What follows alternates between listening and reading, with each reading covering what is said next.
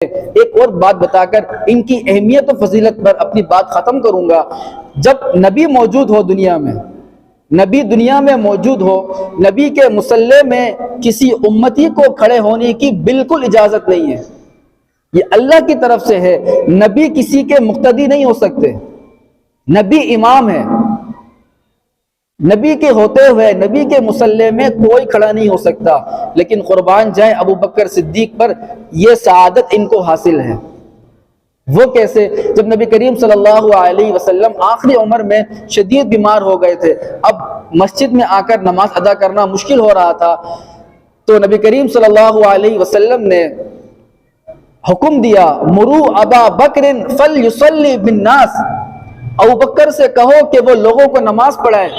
اس وقت سیدہ عائشہ صدیقہ رضی اللہ تعالی عنہا نبی کے ساتھ موجود تھی، انہوں نے کہا کہ حضور آپ کو معلوم ہے ابو بکر صدیق نرم دل والے ہیں، آپ کے مصلی میں کھڑے ہونے کی ان میں ہمت نہیں ہے، ان میں طاقت نہیں ہے، وہ نماز نہیں پڑھا سکیں گے۔ نبی کریم صلی اللہ علیہ وسلم نے پھر حکم دیا، مرو ابا بکر فلیصلی بالناس، ابو بکر کو حکم کرو کہ وہ لوگوں کو نماز پڑھائے۔ پھر اماں عائشہ صدیقہ نے بتایا حضور کو کہ حضور وہ نماز نہیں پڑھا سکیں گے، آپ حضرت عمر سے کہیں کہ وہ نماز پڑھائے، کیونکہ حضرت عمر سخت آدمی ہے، مضبوط ہے، وہ آپ کے مصلی میں کھڑے ہو جائیں گے۔